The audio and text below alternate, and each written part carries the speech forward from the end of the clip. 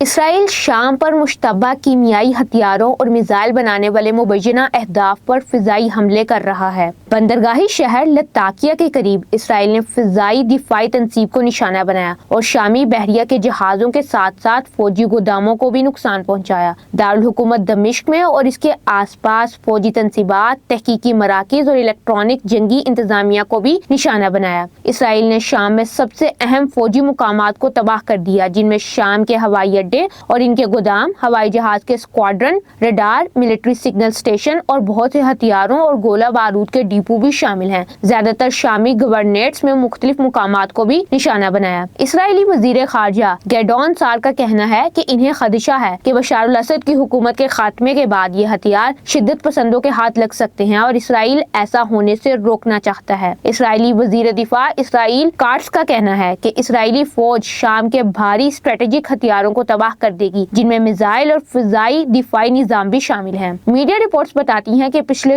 2 دنوں کے دوران اسرائیل نے شام میں درجنوں فضائی حملے کیے ہیں، جن میں ایک حملہ دمشق میں مبینہ طور پر ایک ایسے مقام پر کیا گیا ہے جس کے بارے میں اسرائیل کا دعویٰ ہے کہ اسے ایرانی سائنسدان راکٹ بنانے کے لیے استعمال کرتے ہیں۔ پیر کی رات دمشق کے قریب کیے گئے ایک اسرائیلی فضائی حملے کے بعد شام سے آنے والی میڈیا رپورٹس میں یہ دعویٰ کیا گیا ہے کہ اس حملے میں کیمیائی ہتھیاروں کی تیاری کے ایک تحقیقی مرکز کو بھی نشانہ بنایا گیا۔ گزشتہ روز حیات تحریر الشام نے شام میں کیمیائی ہتھیاروں کے متعلق ایک بیان جاری کیا تھا، جس میں ہتھیاروں اور حساس مقامات کی نگرانی میں بین الاقوامی برادری کے ساتھ تعاون کے لیے مکمل یقین دہانی کا اعلان کیا گیا۔ بیان میں کہا گیا کہ ہمارا کیمیائی ہتھیاروں یا کسی بھی نوعیت کی تباہی پھیلانے کے ہتھیاروں کے استعمال کا کوئی ارادہ یا خواہش نہیں ہے۔ ہم کسی بھی صورت میں ان سائٹس یا ہتھیاروں کو غیر ذمہ دارانہ ہاتھوں میں نہیں جانے دیں گے۔ ہم انہیں محفوظ بنانے کے لیے کام کر رہے ہیں۔ کیمیائی ہتھیاروں سے کیا مراد ہے؟ اقوام متحدہ کے chemical watchdog organisation for the prohibition of chemical weapons یعنی OPCW کے مطابق کیمیائی ہتھیار ایک ایسا ہتھیار ہے جو اپنی زہریلی خصوصیات کے ساتھ کسی کو مارنے یا نقصان پہنچانے کی نیت سے استعمال کیا جاتا ہے۔ کیمیائی ہتھیاروں کا استعمال بین الاقوامی انسانی قانون کے تحت ممنوع ہے، چاہے کوئی جائز فوجی ہدف وجود ہو یا نہ ہو۔ کیمیائی ہتھیار کتنی اقسام کے ہوتے ہیں؟ کیمیائی ہتھیاروں کی مختلف اقسام ہیں، جیسے کہ نرو ایجنٹس اعصابی نظام کو نقصان پہنچاتے ہیں، جیسے سارین، VX وغیرہ۔ بلسٹر ایجنٹ جلد، آنکھوں اور انسانی جھیلوں میں شدید جلن اور درد پیدا کرتے ہیں، جیسے مسٹرڈ گیس۔ چوکنگ ایجنٹس سانس کے نظام کو متاثر کرتے ہیں، جیسے فاسچین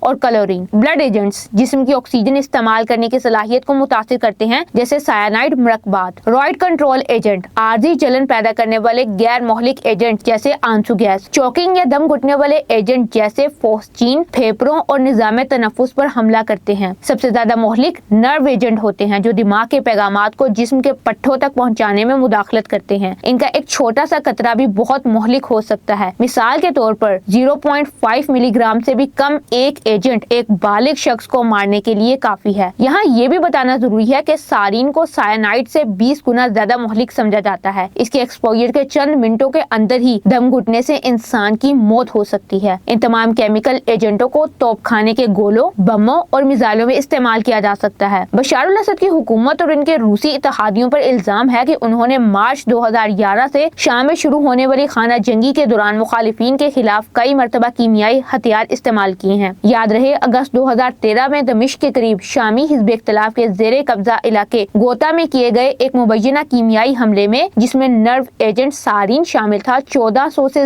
زیادہ افراد ہلاک ہوئے تھے۔ بین الاقوامی دباؤ اور دھمکیوں کے تحت بشار الاسد کیمیائی ہتھیاروں کے ذخائر کو ختم کرنے پر رضامند ہوئے اور OPCW کے کیمیائی ہتھیاروں کے معاہدے پر دستخط کیے، جس کے بعد شام میں 1300 ٹن کیمیکل کو تباہ کیے گئے تھے۔ تاہم عالمی اداروں کے مطابق ملک میں مبینہ کیمیائی ہتھیاروں کے حملے جاری رہے۔ 2014 سے 2018 کے درمیان شام کی خانہ جنگی میں کم از کم 106 بار کیمیائی ہتھیاروں کا استعمال کیا گیا۔ سب سے مہلک واقعہ 4 اپریل 2017 کو صوبہ ادلیب کے قصبے خان شیخون میں پیش آیا۔ 4 اپریل 2017 کو شمالی شام کے خان شیخون میں گیس کے حملے میں تقریباً 100 افراد مارے گئے۔ 4 فروری 2018 کی رات سراقیب کے خلاف حملوں کے دوران ایلیٹ ٹائیگر فورس یونٹ کے زیر کنٹرول شامی عرب فضائیہ کے فوجی ہیلی کاپٹر نے کم از کم ایک سلنڈر گرا کر قصبے کے مشرقی حصے کو نشانہ بنایا۔ کلورین کا دوہرا استعمال کیا جا سکتا ہے، اسے جائز اور پرامن مقاصد کے لیے بھی استعمال کیا جاتا ہے، لیکن CWC کے مطابق بطور ہتھیار اس کے استعمال پر پابندی ہے۔ رپورٹ میں مزید یہ بھی کہا گیا تھا کہ یہ سلنڈر پھٹنے سے زہریلی گیس کلورین خارج ہوئی جو ایک بڑے علاقے میں پھیل گئی، جس سے 12 افراد متاثر ہوئے۔